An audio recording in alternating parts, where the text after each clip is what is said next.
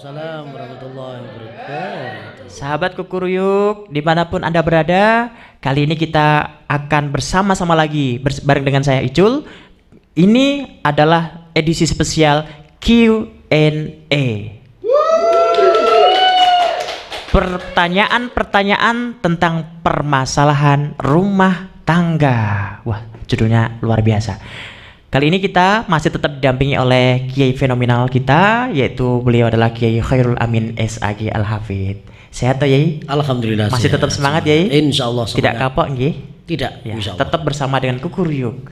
Oke. Baik, silahkan bagi para audien yang ada di studio yang mau bertanya, kami kasih kesempatan untuk bertanya. Asal pertanyaannya sopan ya. Monggo, silahkan mulai. Tanya dan Ustaz. Iya. Assalamualaikum warahmatullahi wabarakatuh. Waalaikumsalam warahmatullahi wabarakatuh. Ini mau sedikit melenceng sama temanya ya, soal kehidupan saya sebagai karyawan di salah satu perusahaan pembiayaan atau biasa disebut leasing.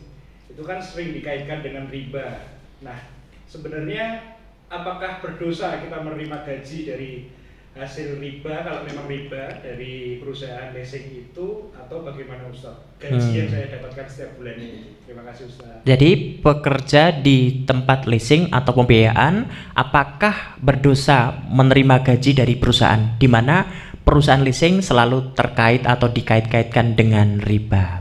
Bagaimana Yai? Monggo. Baik, sebetulnya itu permasalahan leasing itu sama dengan KPR ya. Ketika orang dengan jumlah uang yang sangat minim tapi menginginkan sebuah rumah atau mobil karena kebutuhan ya. Karena sekarang kita juga tahu bahwa setiap tahun namanya kendaraan atau bahkan rumah itu kan selalu harganya melejit gitu. Naik, sehingga bagaimana supaya lebih cepat secara instan bisa membeli rumah atau kendaraan. Nah, salah satu solusinya adalah dengan di leasing atau dalam tanda kutip dengan di kredit, tentunya seperti itu. Nah, hukumnya tentunya kalau itu dalam satu akad bahwa niatnya orang itu dari rumah itu memang mau hutang, maka itu hukumnya ya seperti orang hutang piutang biasa. Ketika kita kemudian setiap bulan kemudian mencicil, bukan mencicil tapi mencicil gitu ya. Kedinginan ya. Ya, membayar angsuran itu ya standar saja. Nah, adapun di sana ada karyawan seperti Fadil ini dan banyak kru-kru yang lain, teman-teman yang lain, tentunya mereka kan bekerja, butuh pembiayaan. Di situ ada administrasi, kemudian ada satpam, ada pembiayaan gedung, ada kebersihan. Ini semua kan biaya. Nah, maka ketika kita membayar lebih dari apa yang sudah kita beli, tentunya itu sangat wajar, Ustadz Ijul. Kenapa? Karena itu semua untuk jasa dan pembiayaan operasional. Biaya operasional itu meliputi macam-macam yang ada di kantor itu, sehingga saya kira tidak ada hubungannya dengan riba yang dalam tanda kutip riba yang kemudian menjadi haram itu. Kenapa? Karena ini hubungannya dengan pekerjaan yang memang membutuhkan pembiayaan dalam operasionalnya, sehingga wajar dong kalau kita kemudian beli antara cash dengan kredit tentunya berbeda. Namanya juga hutang, itu pastinya juga kita memberikan lebih itu karena sebagai ungkapan terima kasih kita, dan juga tentunya pembiayaan operasional itu dihalalkan. Ya. Gitu, seperti itu. Mungkin ada lagi pertanyaan? Ada Ustaz. Iya, Kukuruyuk bertanya. jawab. Ustaz menjawab.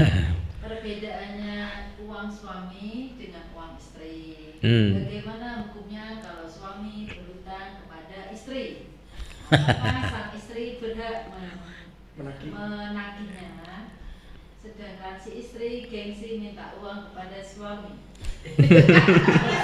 Wah, ini gimana ya pertanyaannya? Jadi suami, istri kan ada uang. Ini uangnya suami itu apakah uangnya istri gitu ya?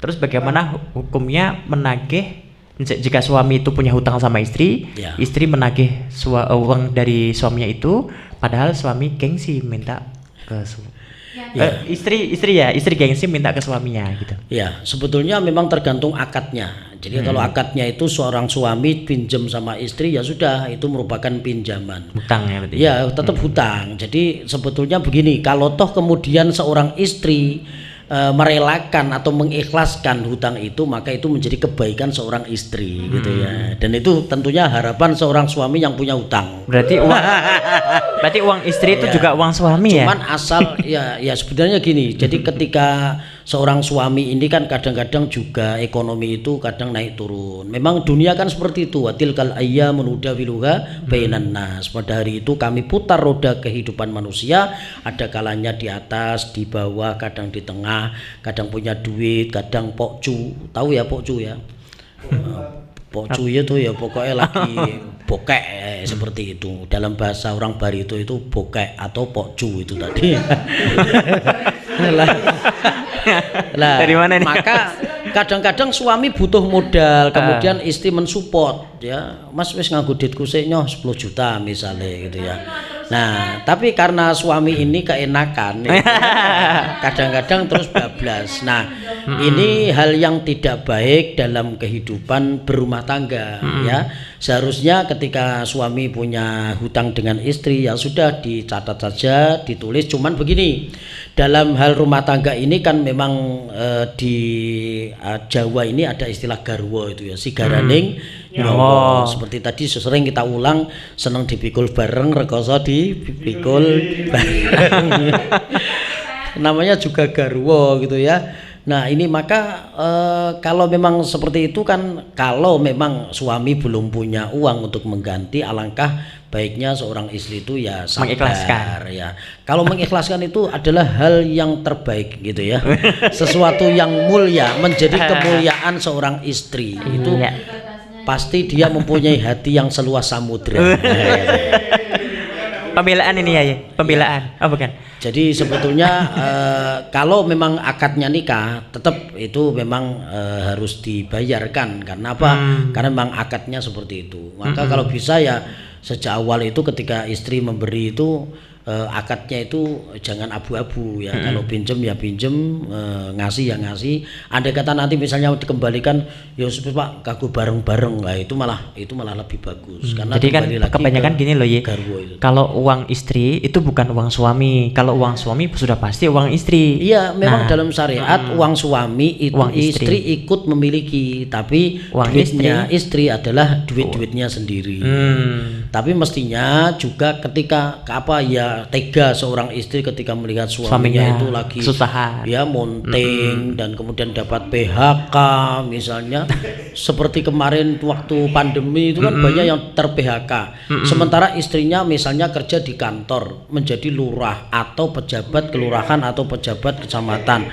Maka tentunya kalau sudah seperti itu ya sudah menafkah bersama saja kalau seperti itu. Oh gitu. Jangan sampai ada uang abangku sayang, tak ada uang abangku tendang berangkang. Baik, keren ya.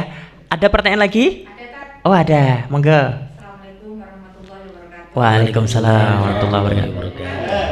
Tadi ini mau tanya tentang zakat. Jadi kan tiap bulannya kita dapat gaji dari suami. Lah itu kalau tiap bulan kita keluarkan zakatnya 2,5%, boleh apa enggak? Kan harusnya kan setahun ya tadi.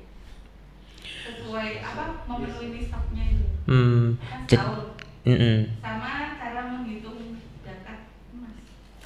Oh ya, jadi seorang istri mendapatkan gaji, ya mesti nafkah dari suaminya, tapi itu ternyata sudah bisa satu nisab walaupun belum satu haul, itu apakah bisa dizakati dengan diambil 2,5% tiap bulannya? Terus yang kedua itu kalau menghitung zakat mal yang berupa emas perhiasan itu bagaimana, ngoten? Nggih. Baik, yang pertama ketika diberikan nafkah oleh seorang suami, ya itu sudah milik mutlak seorang istri, seperti itu.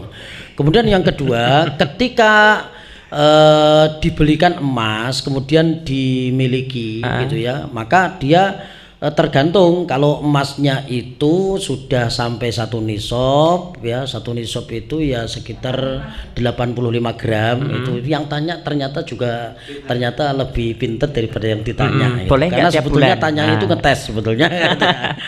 Kemudian dia sudah 1 nisab, sudah haul ya 1 tahunnya, maka dia keluarkan zakatnya. Karena dia memiliki ini tadi, jadi perhiasan yang memang tersimpan ya, maka dia keluarkan 2,5%-nya itu memang hal yang wajar, memang karena seperti itu. Nah, 1 haul ya haul 1 Setahun. tahun ya, tentunya hal ini juga berkaitan dengan kesadaran, karena zakat itu memang kadang-kadang juga semakin orang kaya itu semakin kadang orang itu pelit. enggan untuk membayar ya, karena kalau misalnya 1 juta itu zakatnya kan 25.000 itu masih kecil gitu ya. Tapi kalau semakin besar, uangnya itu sampai 10 M misalnya, taruhlah 1 M saja itu zakatnya sudah 25 juta kan, berarti kelihatan banyak. Semakin banyak uangnya, semakin banyak pengeluaran zakatnya, orang kadang-kadang semakin enggan. Maka hemat saya itu lebih baik dicicil tiap Per bulan. bulannya ya, kira-kira berapa yang harus dikeluarkan setiap bulan kita keluarkan untuk itu. Nggih. Itu yang emasnya tadi, emas batangan atau emas perhiasan yang dipakai keseharian yang harus dibayar zakatnya itu? Itu untuk kesehariannya yang dipakai sehari-hari atau yang disimpan seperti batangan ya. Ya, jadi begini, itu ada 2 pendapat ya. Ada pendapat yang mengatakan bahwa yang dizakati itu adalah yang tersimpan. Artinya yang tersimpan itu sama halnya dengan emas yang memang untuk perdagangan. Tapi kalau yang dipakai setiap hari itu tidak terhitung. Tapi juga ada yang mengatakan wong ketika kita melihat seorang petani nanam padi atau nanam apa, ngantek jari Mbah Maimun Zubair itu sampai punggungnya itu kempling gitu ya, ngantek ngake katanya. Itu aja dia keluarin bayar zakat, dia harus bayar zakat, apalagi yang sudah kaya raya sing ora rekoso tapi ternyata dia tidak mau bayar zakat, kan lebih aneh lagi ya.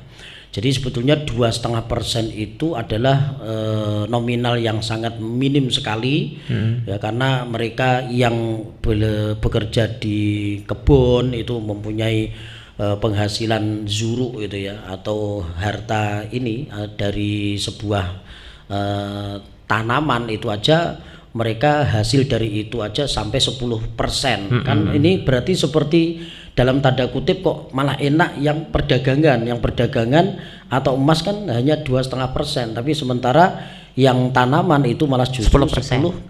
Nah, itu maka jangan kita memandang wah kita mencari enaknya, kemudian bagaimana supaya jangan sampai mengeluarkan zakat kemudian kita hutang banyak, karena hutang banyak itu bisa menjadikan kemudian kita batal membayar zakatnya. Seperti itu. Jadi keterangan tentang zakat ini memang panjang sekali. Ini hubungannya dengan uang kita itu punya emas yang banyak tapi hutangnya juga banyak, itu nanti ada hitungannya sendiri. Seperti itu. Ada lagi? Kalau rumah dan tanah kan Kalau rumah dan tanah, yang nggak dipakai kena zakat. iya, kena zakat tidak? Iya. Punya invest ya, investnya Investasi adalah tanahnya banyak gitu. tanah, kemudian rumah itu harus dizakati. Kenapa? Karena rumah tanah itu pasti berkembang harganya tiap tahun. Tapi kalau itu sudah pasti bayar pajak, misalkan pajak kan, itu tidak seberapa ya, pajak itu tidak seberapa. Jadi pajak dengan zakat itu berbeda. Jadi pajak itu urusannya dengan kepemerintahan, sedangkan zakat itu syariat ya. Sehingga karena setiap tahun ini berkembang, harganya semakin naik, maka untuk masalah rumah, invest tanah itu pun juga harus dizakat. termasuk zakat mal ya, Zakat mal maksudnya. dan itu bisa dicicil ya. Jadi Bisa tiap nyicilnya bulan. begini, berarti kan hitungannya misalnya dalam 1 tahun ini 2,5%-nya adalah senilai 50 juta, Ya. maka tiap bulan sampai 12 bulan itu dicicil 50 juta dibagi 12 bulan Betul untuk sekali, ditasarufkan betul. supaya tidak terasa berat. Boleh kok kita ngasih misalnya atas nama sabilillah, musafir, atau mungkin gorim, orang yang banyak hutang, Hutang. sudah kita Muflis. kasih, itu boleh ya. Nah, itu Oke. misalnya kok habis lebaran ya sudah orang lain ngertinya itu THR, tapi zakat kita itu tidak masalah karena THR kan sebetulnya bukan syariat itu sebetulnya. Boleh kita keluarkan dari hasil zakat kita. zakatnya. Mungkin ada pertanyaan lagi?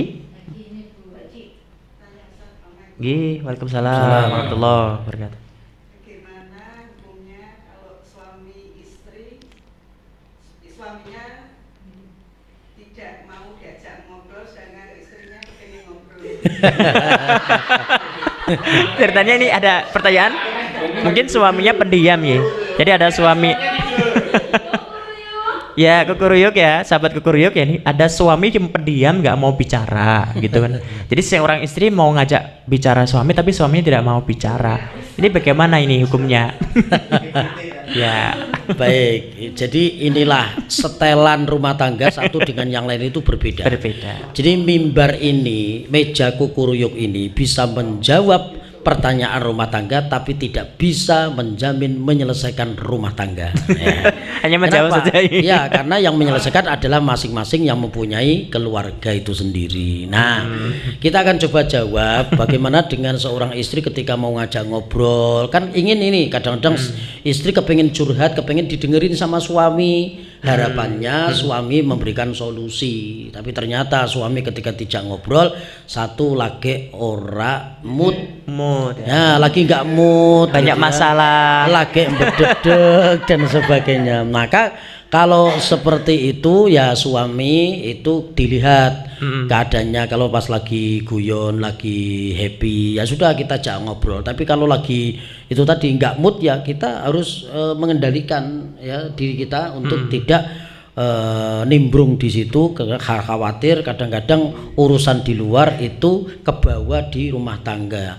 Begitu pula seorang suami melihat ini istri sepertinya mau menyampaikan sesuatu hal, ya sudah kita kadang-kadang harus melepaskan ego kita untuk mendengarkan curhatan seorang istri. Misalnya udah mau tidur tapi istri ngoceh terus gitu ya, mau mengungkapkan isi hatinya, ya sudah didengerin sambil ngantuk-ngantuk teklak-tekluk tidur ya ndak masalah, yang penting ngelegake atine gitu loh. Anggap saja itu dongeng sebelum tidur. Iya betul, hiburan dongeng sebelum tidur, ngelegake hati itu loh yang memang susah. Nah tentunya semuanya harus saling menghargai, menghormati antara pasangan satu dengan yang lainnya. Tetap harus saling menghormati, tetap kadang ya ngobrol bareng. Kalau misalkan nggak bisa ngobrol ya udah. Kadang padu bareng juga nggak apa-apa. Ya mungkin itu sahabat kukuruyuk. Memang kata Ya Amin tadi, meja kukuruyuk ini bisa menjawab semua permasalahan rumah tangga Anda. Tapi mohon maaf, kami tidak menjamin bisa menyelesaikan masalah rumah tangga Anda. Mungkin itu yang bisa kami sampaikan. Kurang lebihnya mohon maaf. Wallahul muwaffiq ila aqwamit thoriq. Wassalamualaikum warahmatullahi wabarakatuh. Waalaikumsalam warahmatullahi wabarakatuh.